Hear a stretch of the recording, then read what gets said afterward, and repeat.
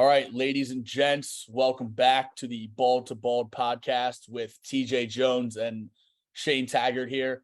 As you can tell by our backgrounds, we are just supporting a lot of lacrosse today, from the weekend, looking forward ahead of what we have coming up. I'm repping with Scott Van Pelt, Maryland Terrapins again, national champions, the perfect season, might be the best team of all time.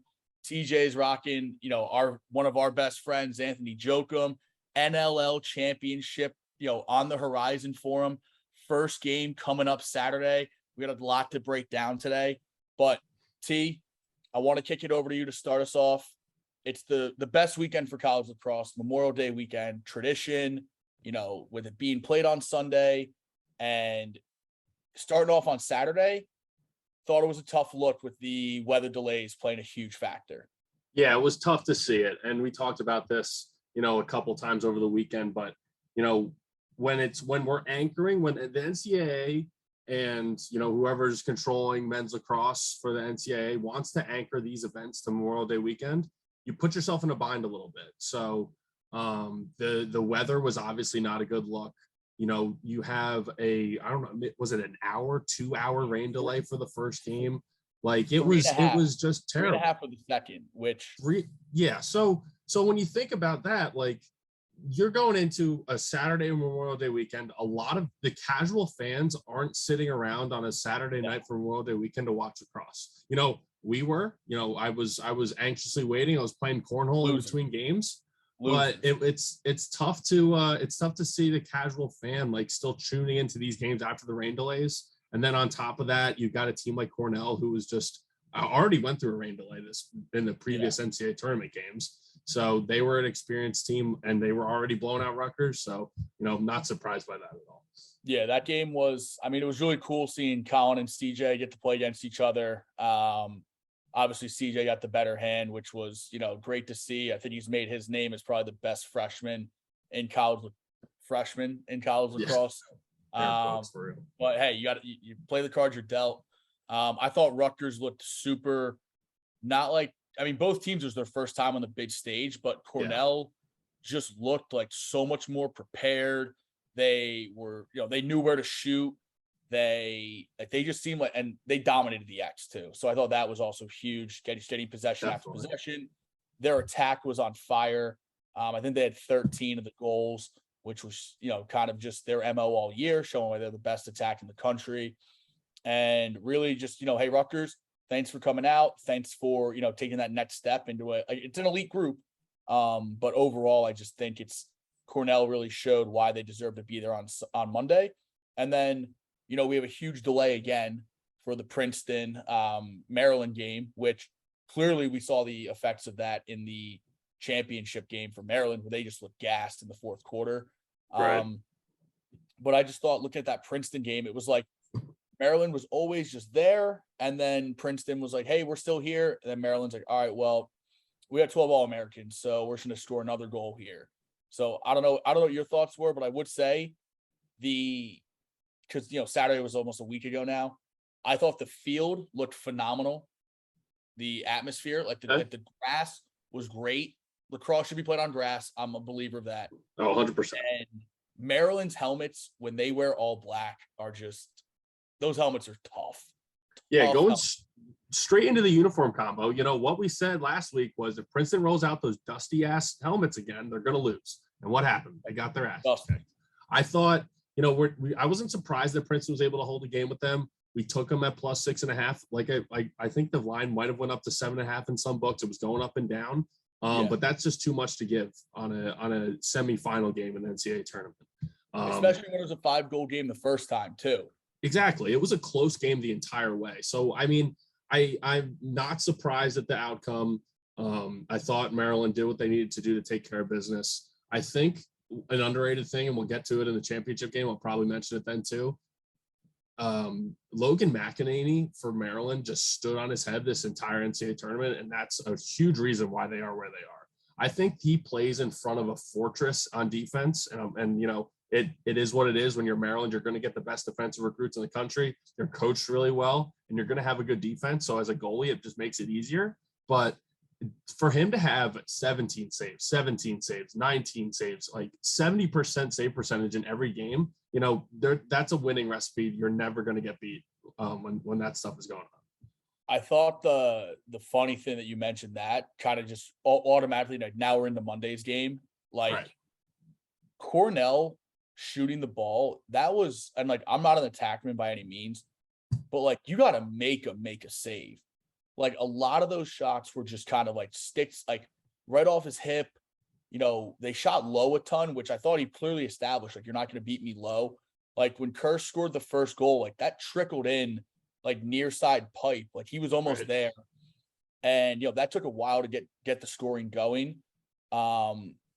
But I think, you know, McEnany, if he plays a little bit lesser or Cornell shoots better, that might be overtime and we might be having a totally different podcast. But I would, you know, kind of make the starting point here. I know a lot of people are saying, you know, Maryland, the best team of all time. You know, this group, even with the COVID season that 2020 year getting cut short, they're 38-2 in 2.5 years of lacrosse with a total loss of 2 goals. Like, they're 2 shots away from being 40-0 and back-to-back national champs. Like, that, it's kind of unheard of in today's sports. It's just wild to think about. And it's like really kudos to John Tillman and the way he's built that program. Like, I feel like you know, Maryland lacrosse isn't like this hot and up and coming program. But it took them a while to get to this stage consistently.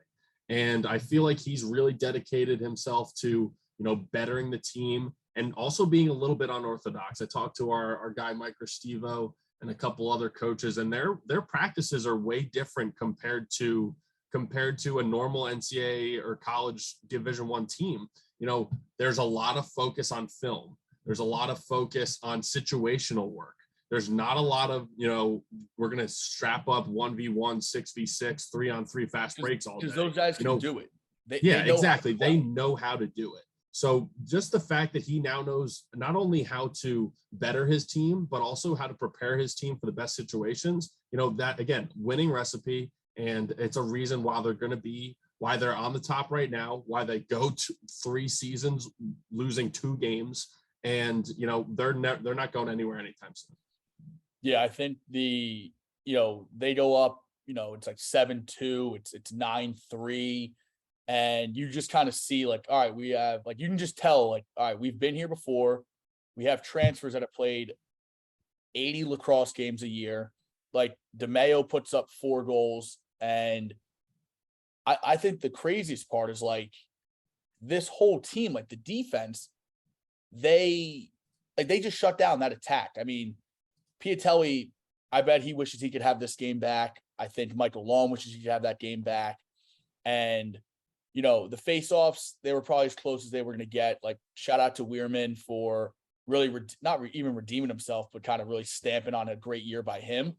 But that Maryland defense is just incredible. Like, Cornell they were just taking, like, every shot was like, quote unquote, outside the hash. And Cornell's working for every single goal. And I think the other main thing that I want to get your thoughts on this, just because there's been so many talented lacrosse players recently, is Logan Wisnauskas might be the most just quiet, best player in the last 10 years. Like, think about it. 10 years ago, social media is really up and coming. Like, you know, you're YouTubing highlights. There's really barely any Instagram. There's no Instagram videos. And you just know, like, oh, like, the best player on each team, that's the only guy you really know. Like, Wisnauskas had a quiet #1 pick in the draft, led the country in points, probably going to win the Tewaaraton now. Right. Maryland's all-time point scorer now. And really, I don't even know what the kid sounds like. Never heard him talk, never heard him interviewed. And he's just like, all right, like, we're just going to go win another game. Like, it's incredible. I think that's a testament more to, like, what this Maryland roster looks like right now. Right. Like you talked about it. They have transfers all over the field who are proven, you know, winners and proven at the top in the highest level of the game. You know, so yeah, he had 103 points on the year. He's wearing the #1 for Maryland. So, you know, he's the best player. He's the best offensive player on the team. And, you know, he has a quiet 2-2 in the championship game, and DeMeo has 4-1, and we're talking about Anthony DeMeo more than we're talking about Logan Wisnauskas. And again, like you mentioned, Wisnauskas is going to win the national or the Tewaaraton. He's going to make an impact at the next level. First overall pick in the PLL draft. I think you're right. I think for somebody who's probably the undisputed Tewaaraton or best player in the league this year, it's amazing how much we don't how much we don't hear about him. Yeah, and even to that point, like this Maryland team, they almost lost this game. Like there was a stretch in that they didn't score for the last 29 minutes of the game. Why? So like we're out here pumping this offense up, 18 goals a game, best faceoff guy in the country, and their defense really kept them in it. But it was fail clear after fail clear after fail clear, and Cornell like popcorn shot, turnover, and I think it really showed even the coaching matchup where you can tell Maryland is gasped, and I think it's around the 4-minute mark in the fourth quarter, and Busick just calls a timeout, and it gives Maryland kind of like their legs again. Like Cornell was in transition. Like I think they should go cut the lead to I think it would have been 2 or 3, maybe win a faceoff, but Maryland had no timeouts. Right. So you're dictating tempo. And then at the end, Busick calls the timeout. They score so fast off that set play for Piatelli. Now it's like, all right, 2-goal game, 30 seconds left. Like they could maybe do this. And, it's like, hey, you wish you probably had that first timeout back, right, or you could maybe get in the ride. But, this game, I think it was a good weekend for college lacrosse. I thought the women's games were banana land. We should talk about that a little more, Shane, because I know you were watching it, and I was definitely watching it. I have a younger sister who plays lacrosse. Both my younger sisters played lacrosse in high school. One of them is still in high school on her way to Old Dominion right now. But I was talking about it, with a couple of other people, and those women's games were better than the men's games, flat out. No questions asked. They were incredible, absolutely incredible. We talk about Maryland's undefeated season. We had North Carolina women's team led by Allie Mastriani, Bridgewater, New Jersey. Grow the brand. Shout out to Jersey. We have an undefeated North Carolina team down 8 goals, I think it was, 7. Against 7 goals against Northwestern. Yep, Northwestern. Okay, and they just go on an historical run to save an undefeated season. And for some reason, I feel that the women's game is way more technical than the men's game. Obviously, with no contact, it's a little different. But it's amazing to see how exciting it really is, and seeing their raw emotion. I think it might be maybe it's because we have to wear helmets in men's, and they just have to wear the goggles, so you can really see the emotion on their faces. But that was an incredible run. Then you've got Boston College in the other game with Charlotte North, who's a transcendent player for lacrosse, period. Not just for women's, but for lacrosse, period. You could see how she's changed the game on the women's side. And then you go into the national championship game, and that's the headline. Like you look at Maryland, Princeton, everybody knows Maryland's going to win the men's game. But you have the defending national champs in BC and Charlotte North going up against an undefeated UNC team. Like those are incredible storylines. And I love to see, the women's game grow a little bit, because I think it is really exciting. And I think there are things that if you're a lacrosse fan, you're going to like both. So that was awesome to see too. Yeah. I thought the best part was both teams came back to win, and that UNC comeback was just insane. It's like they would win every draw control, and then it was just ISO ball by, similar to the men's game, like a transfer from UNC, Sam, I'm blanking on her name. I apologize, miss, but she took over the fourth quarter, and UNC pulls their goalie during that run. They put her back in, and she makes the key save with 7 seconds to go, one-on-one. Like, are you kidding me? Like, that's such a big time save. That was an incredible save. Championship type of save. And then the atmosphere, like Homewood was packed top to bottom, standing room only. I also love that that BC's team. I purposely don't know why they wear the neon, but I think it's so cool that behind the bench, like it's not just maroon. You just have a sea of neon green. Yeah. And like the Carolina blue is such a great color. And just seeing a full stadium really wanting to be there was so cool. Like the men's, yeah, like UConn, it looked like, the bottom level was great. Like you'd hear like the alumni chanting, but like the top levels, like spotty, the end zones are spotty, like two sides on each of the fields, like just play it like that and sell it out and make it unbelievable. But, those women's games were, and I coached women's lacrosse, and like, it's once you know the rules, it's a really fun sport to watch. Absolutely. And I hope it grows. But, as we kind of shift towards the PLL, which I'm super pumped about now that you can pretty much, anyone can really watch these games now on ESPN and ESPN Plus.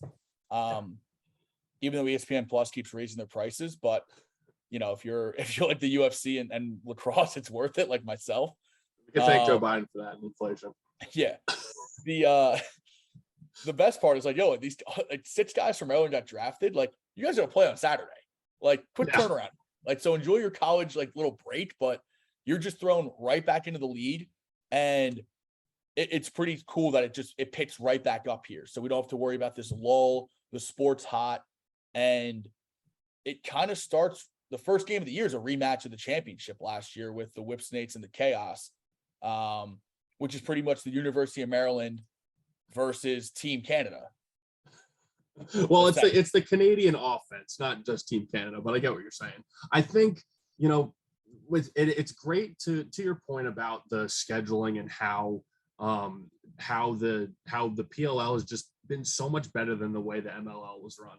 You've got, as a lacrosse player, you look at Paul Rabel and it's like, oh yeah, Paul Rabel, poster boy, blah, blah, blah, whatever. But he has done an incredible job with his brother to grow this game and also run it correctly from a business perspective. They have great investors. They have a great business model. They've gone out and done what they needed to do to get the game in front of people on Saturdays, on Sundays. Their deal with NBC last year was great. You had a lot of games on NBC, Channel 4 in some places, Channel 10 in other places, Channel 6 in other places, whatever it is. Having it on those prime channels. What are you doing over there? I'm trying to get the PLO background. So, like I'm saying, to get it on these stages is great. You had a little hiccup with NBC. NBC Sports is no longer a thing. Peacock was a little bit of a hard streaming service. It's not really meant for sports, in my opinion. But they pivot. They go to ESPN. They get a deal with ESPN. Now you have games on ESPN. You have every game streamed on ESPN Plus, and you also have a pretty wide net of customers that already have ESPN Plus. So you're gonna get, you might get that casual fan more often than you did when you were streaming games on Peacock or NBC Sports Gold. Like those aren't big customer bases. And the game times are perfect too, because they're in the afternoon. So like if you're just hanging out around the house, you throw it on in the background, and you may pick up a new fan or two. But if you're going to try and compete with the Stanley Cup playoffs at night, or even which a lot of lacrosse fans are hockey fans too, and vice versa. Like they're going to pick the Stanley Cup. They're going to pick the NBA finals over that. So keeping it in that Saturday, Sunday afternoon, unless there's like a really big golf major on, the Sunday games are a nice way to kind of end the weekend, especially when they're traveling too. So they're going to be up at Albany, this weekend. And, like I said, with it being the rematch of the previous championship game, these guys have been scrimmaging all week. They just had the final rosters come out. If you're listening to this today, they were yesterday or even the day before, depending on how our tech team can edit this. I know they're working hard, but the, kind of the beauty of what the PLLs will be able to do is, there's only 8 teams. Like you're going to see these teams a lot. And, even starting it off first with the, the Whipsnakes and the Chaos, my immediate thought is, how do the Whipsnakes kind of bounce back from, losing that championship last year? They were on their way to a three-peat. And, how do the Chaos kind of keep that really cliche, like championship hunger? Like, like you just won it last year. Yeah, I think, I'm just scrolling through the rosters right now. And one thing I will say about the PLL being run better, we need updated rosters on the website immediately. And I want to be able to scroll through the rosters. Yeah. Like I'm doing it on Instagram right now, and that's totally fine. But like just looking at the rosters right now, I was scrolling through earlier today, and it's hard to pick a team that like you don't think is going to compete. If I was scrolling through all these teams, my first gut feeling was, Chrome looks really good compared to prior years. Water Dogs look like they can be a great team compared to prior years. And then I'm looking at Archers and I'm like, oh, wow, they seem to have lost a lot of guys to retirement. I don't know how some of these guys are going to play together. But then you have Tom Schreiber, who's like, Tom Schreiber could be better than Paul Rabel, if not the best player in the history of lacrosse. And they in their scrimmage, they beat up on, who did they beat up on? I want to say they might have beat up on Chrome. So it's amazing to see the ability to have a great talent pool to the point where it's so exclusive that every team is good and you have a lot of parity. Like the Chaos, like you said, coming off a championship last year, Chaos was, I think they were like a 500 team and they just squeaked into the playoffs and they won it all. Yeah, they were 4-5 last year with a -9 score differential. And even the Whip Snakes were 5-4. Like the Water Dogs came out hot, the Atlas came out hot, the Archers, Redwoods. And I think perfectly the transition that you made of like guys getting cut and not knowing how they're going to play, you may be seeing that turnover for, we had an older roster that could carry us. All right, these guys retire.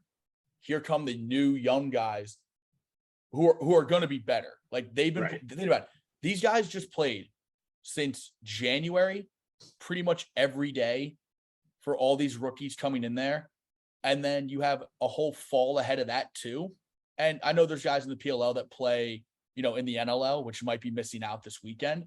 But when I kind of look at the rosters here of like even the Whip Snakes to start, like they have a young, like you have Zed Williams coming back, you have Rambo back, Connor Kirst, and you have Gutterdine, and you have the whole Maryland class of 2018 and below defense with Young and Moeller and Matt Dunn, and you have Nardella at the faceoff X. Like they have a bunch of names that and even if you have a guy like Chanichuk who's 32, you have Brian Phipps who's 34, and those guys, how many more years do they have left? But then you look at the Chaos, and it's like, oh yeah, they have Mac O'Keefe who shoots the shit out of the ball. They have Troy Ray in transition. You got guys like Josh Byrne, who is a stud, still coming back.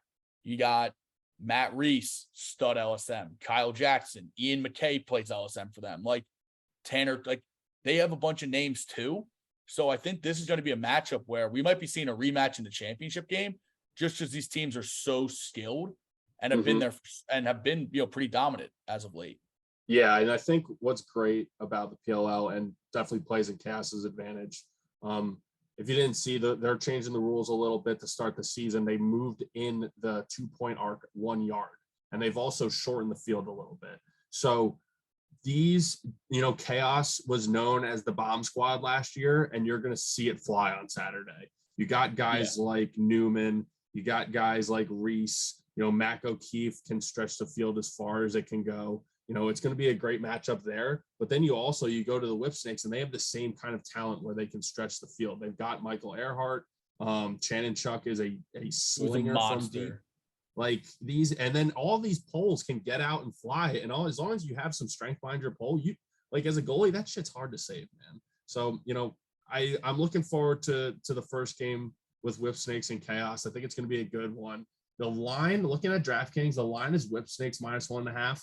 All the lines are really, really close. It's tough outside of Archers and Chrome, but I think I got to take Whip Snakes. Every team, like there's been like a couple major blowouts throughout the year where, you and I both know if you're down by like 6 going into the fourth quarter, it's like, all right, how many possessions are we going to get? Like it's tough. Right. You get down to like 9, mail it in, bring in the reserves. If I had a lean away, I'm taking the Whip Snakes -1.5. Yeah. I think when it comes down to it, and we're just talking about Maryland, like that is the Maryland alumni team. So like you gotta think they're gonna be good. And Chaos, it's a like we talked about a Canadian offense, so they're gonna have, I think there'll be some growing pains getting used to each other again. So we'll see how that game goes. Yeah, and then the game following that at 5 p.m. So, you're kind of sitting on the couch, you're deciding, am I going to go out tonight, or am I going to barbecue tonight, or am I going to stay in? You get 5 p.m. and you get the Redwoods versus the Atlas, which I think, is all these games. I don't want to sound like we're beating a dead horse. They're all going to be good games just because it's week 1, and these rosters just got decided. You got to get some chemistry going. February lacrosse in the college game's always ugly, and I can imagine week 1 might be ugly as well. But there's going to be a ton of guys where, for the Redwoods at least, they have a solid goalie in Troutner. I think their midfield it's like a video game. You have Jules Hennenberg, you have Perkovic, Miles Jones, you have Matt Cavanaugh down in the tack, Sergio Perkovic. And like the names just go on and on and on. And, they have a good face-off guy in Erland. They have they got Rob Pinnell. And you just hear those names. You got a bunch of Notre Dame defensemen, and Notre Dame's kind of like Maryland and Notre Dame are those 2 defensive teams you always think of. Absolutely. So, I think the Redwoods are going to be a very dangerous team. They've gotten kind of knocked out of the playoffs as of late, in some tough games. And then you kind of shift over towards the Atlas, where what's this team going to be? Because they have some, you have Dox Aiken, you got Daniel Piccaro, you got the big names in Romar Dennis, and defensively, Tucker Durkin's starting to get up there in age. Cade Van Raphorst is a young stud. Costabile is probably one of the best 2-way midfielders in the game. You got Rex Road, who's a great cover guy, and John Crowley. Now, I don't know if Crowley just retired because he's going to be at Hopkins, but I think he's still playing. So this game I don't think it's the main draw that I like, but I just think the Redwoods have a better roster top to bottom. I agree. I think an underrated ad for the Redwoods is the young guys that they have coming in from college. Like, you put Mitch Bartolo with Rob Pinnell, like that's a great matchup. Mitch Bartolo can stretch the field. He's a 2-point threat. And then you've also got Anthony DeMeo, who just came off of a 4-goal game in the national championship. Granted, you don't know how much these guys are going to play coming off of Memorial Day weekend. They might not even have practiced if they just put up. I don't think they had it all, or maybe they just flew them right out. Or I would have. And I mean, if I was Anthony DeMeo and I just won on Monday, I'd probably have gotten absurdly drunk Tuesday and maybe Wednesday, and then I don't know when camp started. It might have been Wednesday or Thursday. So he's definitely hungover. So who knows what Anthony DeMeo we're going to see this weekend. But regardless of that, those are good additions, and I agree with you. Like, the roster for the Redwoods right now is better than the roster from the Atlas right now, and I think it's going to take some time for the Atlas guys to get used to each other. There are a lot of big names, but I don't see a guy on the Atlas that's like, all right, get him the ball and he's going to score a goal. Like, Romar Dennis is good, but he's Jeff like an outside jump shooter. Yeah, Jeff T. Well, Jeff Teed's great, but he's like a phenom in box in the NLL. I don't see him being like. I know he's good. I might be underplaying him a little bit, but I just don't think he's the guy. You're like number one guy. It's one guy going against a court, and I think this is where like the age comes into a benefit. Like, these guys have played defense with each other for so long, and they know when to slide. They know when they're not going to slide. They're probably not even going to slide a lot of the times. So I think you hammer the Redwoods plus 1.5. Oh yeah, and I might do 3 picks on this. I might money line. Ooh. Redwoods plus 105 right now. And I think you got to bet the over on every game. Every game you got to take the over. Oh yeah. Because these goalies, I mean, they haven't seen, except maybe that chaos game, because Blaze is that good in the net.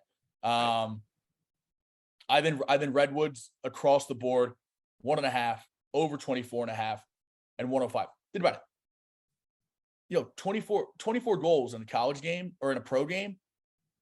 Each team scores 12, like a couple 2-pointers here and there, maybe a garbage goal or a man up. Like, it's week 1. Anything can happen. It goes both ways though. Like, I feel like the offensive chemistry might not be there either.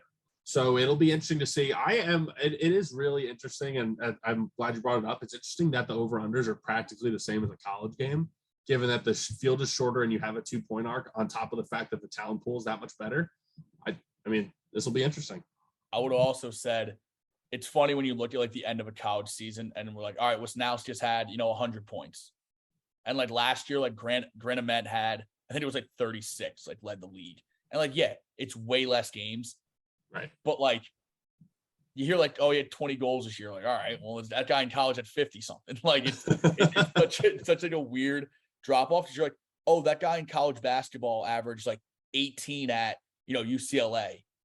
And then in the NBA, it's like, oh no, he's averaging 28 a game now. Like it's almost like a reverse comparison because that's how tight the lacrosse world is with this talent. And like, we're not throwing around $100,000, $500,000 contracts. Like, yeah, exactly. That leads us into Sunday, 1 p.m. Water Dogs versus the Cannons. The two newer expansion teams. The Water Dogs last year started out slow, ended up being the top seed, finishing 6-3, as well as, and the Cannons kind of had the reverse role. They were 3-6, a little tough to start. I think the main storyline you got to think of with the Water Dogs is it's going to be the Michael Sowers show. Let him kind of quarterback that offense. It's, Kieran McCardle's a little bit older now. He's at the 30-year-old mark. How much is he going to really be involved? And, I think they have one of the best midfielders in Mikey Schlosser, who's a dog, Michigan man. Guys like Ben McIntosh, they had Zach Courier, Ethan Walker. Like, you start naming these names and you're like, oh yeah, that guy's a stud. That guy's a stud. That guy's a stud. But I think, when you're Ben Reeves, like, guy went to Wharton, and he's not even the first guy you mentioned. Yeah. I think that's just a product of the PLL, like we're talking about. Like, the best guys are playing in this league, and it's exclusively the best guys. You're not getting random guys off the bench. You're not getting random guys from their beer league and their D3 and D2 teams. This is the pinnacle of the sport, and I'm glad it is that way. I'm looking at these rosters, and my first hunch, like I was talking about earlier, was, oh, this Water Dogs team is legit. Like, I like seeing Conrad. I love the way Conrad plays. I mean, Michael Sowers is legit, obviously. Ryan Brown is a step down shooter, 2-point threat. You look at the goalie position for Water Dogs. DeLuca was great at Delaware, so was Stover, but I don't know how proven those guys are on the PLL level. I don't think they're the best at their position in this league, but they're still good. But I mean, if you look at the Cannons, I mean, I missed seeing Lyle Thompson in this league when it first started.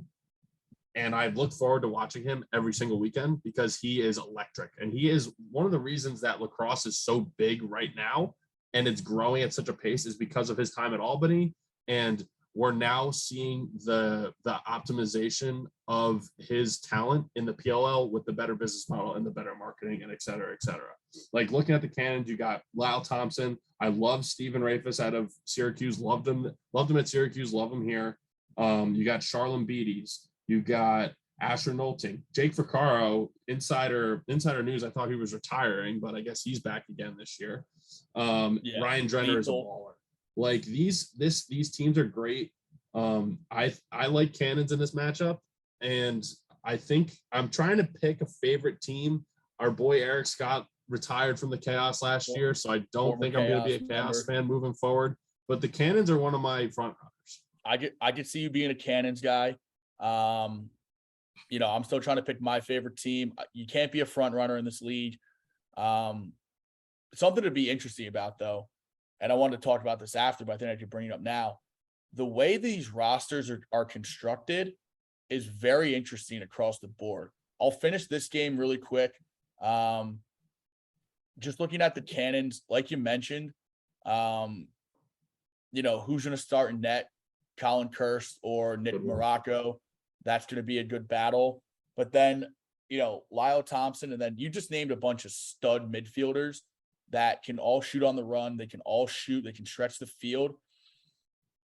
I think I'm going to go with I think I'm going to be a dog this weekend. Okay. I think I'm going to be a Water Dog. Dogs -1.5. I'm going to go Dogs -1.5. Okay.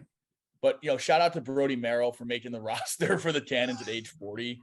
Like we got T-Ray. T-Ray's trying to get back in shape, and then every other weekend he's got too much cheeseburgers, and he's like, all right, I can't play anymore. And didn't he play with Brody Merrill? Like, Brody Merrill's still killing it. Good for him. He coaches Brody Merrill on the Canadian team, and they're like the same age. Like, that's crazy. Well, that's like in the college game. DeMayo's 25 and Connor Busic's 28. That's insane. That's a mind pretzel. But that's going to lead us to the nightcap. It's going to be 3:45 Eastern time. You know, you might be taking a nap on the couch. It's still light out. The Sunday scaries haven't hit yet. And we have the Chrome versus the Archers, which clearly the Chrome have the biggest, I would say, thing to prove in the lead this year. They've been pretty not impressive over the past 2 seasons. You know, I say that as a guy that got benched senior year, so no disrespect to anybody playing. But when you look at this Chrome roster and having to pull it up on Instagram kind of sucks. But you know, the main name with the Chrome is you got Dylan Malloy back in the league. You got Nick Turn, Wisnauskas, Heacock, Brendan Kavanaugh, and Jackson Morrill at attack. The midfield, maybe a little aged, but you can tell, like, you know, they lose Jordan Wolf this year to retirement. But the defense, Nick Grill, JT Giles Harris, and Jesse Bernhardt are my 3. I mean, I think the 3 of them are going to start, or maybe even Mike Manley gets some tick. But they went with 4 defensive midfielders, 1 LSM. So maybe some guys are doing double duty, and they only went with 1 faceoff guy. So like if Connor Farrell isn't doing well, you just got to put a pull there. And then they might have, you know, Owen McElroy starting in goal for them. So this team is, I think, really all over the place, top to bottom. Yeah, I think they're a young team, but this is my other front runner team. Like, when I was looking at this roster, I really like this roster. Really? Owen McElroy, we'll see how he does. He was playing with a broken thumb this year, which is just insane to think about. Me, a goalie, I've never broken any bones in my body, knock on wood. But you can't sit out as a goalie in this league, because you can't. You really can't. You can't sit out in this league. You have to play no matter what. Right. And you got Owen McElroy in net. I think he's good. I think he can be good. Sean Sonone is underrated. I think he's a great goalie too.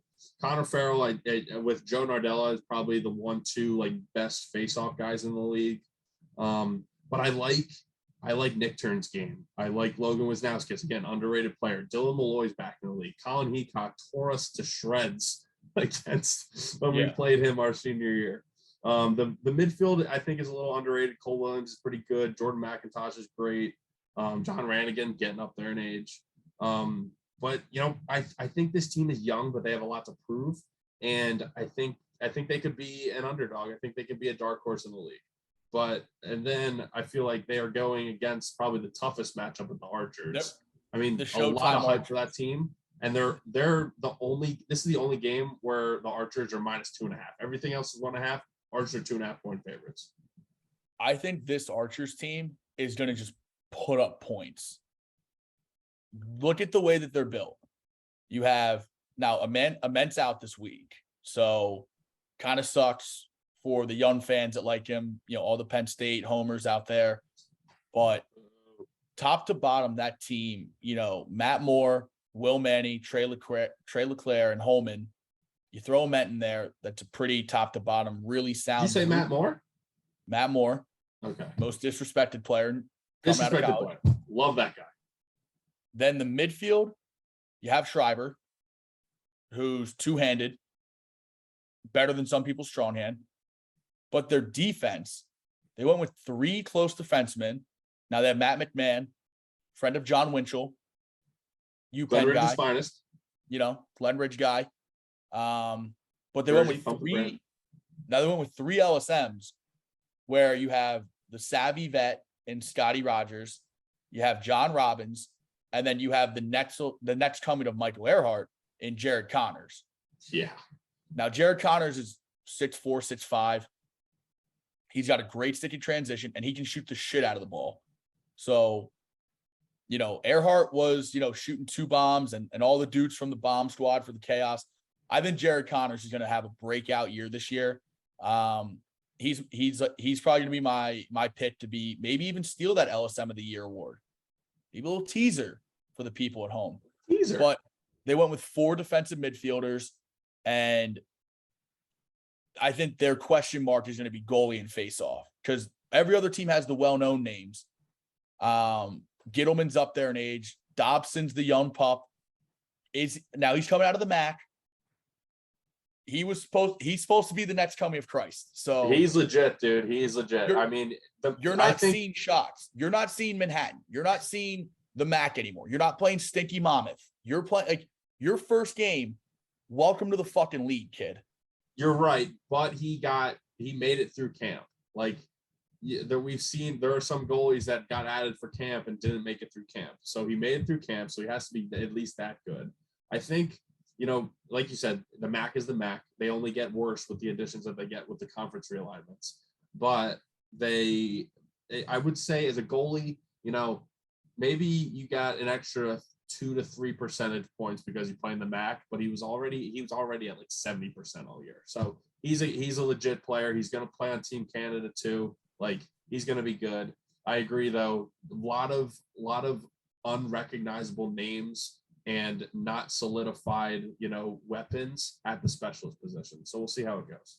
I agree with you with the offense though. I agree with you with the offense. I think the fact that they have 3 long stick midfielders tells me that they're going to be getting out in transition. And it also tells me they're going to be lighting it up from behind the arc. So I think this is probably a game you take the over. I don't know if Archers covers the -2.5. I feel like week 1 is perfect for an upset, and I'll probably take Chrome, but we'll see how it goes.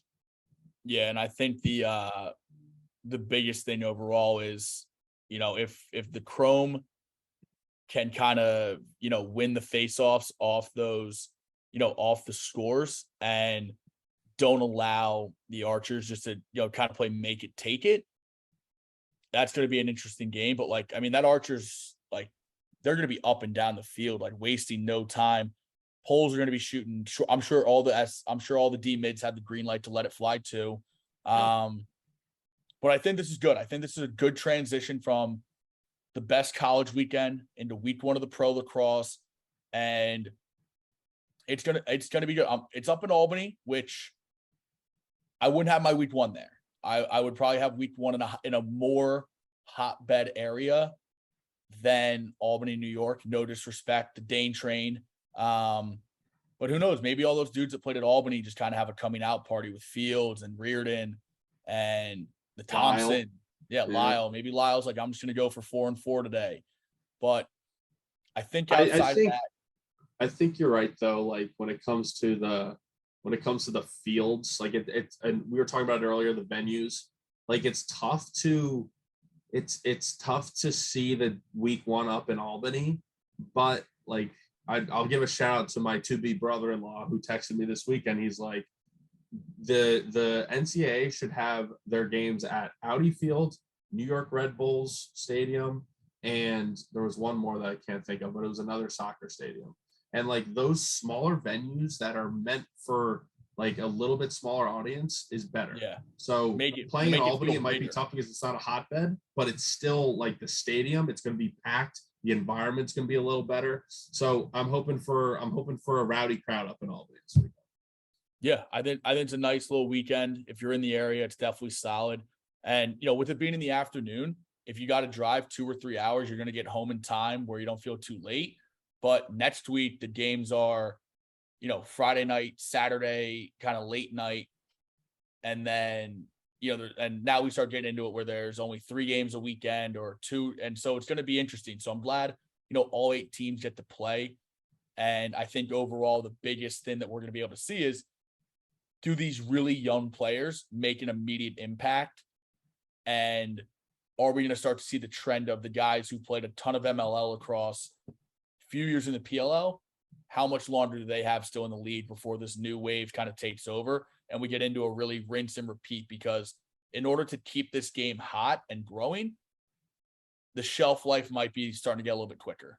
Yeah, I agree. I think the shelf life needs to be a little 'Cause we shorter saw- for these We guys. saw You a got lot Kyle of guys Hartzell still on retire. the team.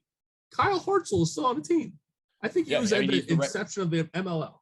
Like, He's come the on. Redwoods LSM. Like, he's the only one they have. Yeah. This year, we probably saw the most retirements, but last thing, but I thought it was funny. I saw this, like, it was a video that popped up on YouTube when I was doing a little homework here, book guy. And it was like Rob Pennell and Steele Stanwyck, like, test out older players' sticks. And it's like, Pennell's still playing. Stanwyck, no one knows where he is. No one knows. Like, he coaches, I think, Hopkins women's, but like, he hasn't played in years. Like, you play 5 or 6 years, window closes 7, 8, then you're gone. But because think about it, Brody Merrill being 40, sure, he can play, but there's probably a young defenseman that could take up a spot, and like, that's a debate for another time. I think this was a solid episode. We're gonna tweet out the picks, of course. I think we just each, put in a little, maybe 50 or $100 this weekend in there. Bet each game, keep track of it, and we'll just go from there. I think we should get a counter going. We'll throughout the season we'll give ourselves a record, see what the deal is. I had a hot end to the NCAA tournament. I cashed out a good chunk of money that's going straight to our trip to Greece. Shout out to Evan and Yana, coming for you. Yep. But I'm excited for this PLL season. I'm excited to be continuing our gambling picks on lacrosse. Summer's a dark. The dog days of summer are usually filled with some meaningless baseball games, but I'm pumped that the lacrosse train continues on. And we got some potential guests coming up. We're gonna have Anthony Joe come on talking about the NLL finals coming up here. I was DMing with my boy Matthew Rambo. He's down to come on, talk a little whip snakes. I think it's only right we get Eric Scott on to talk about the chaos eventually. I would hope so. Being on the other side of the fence now as a fan, how's his retirement life going? So we'll probably do that soon, but we're going to be able to figure out the downloading for the Apple Podcast and Spotify. So please bear with us. Logo coming soon. Shout out to Emily Seidman.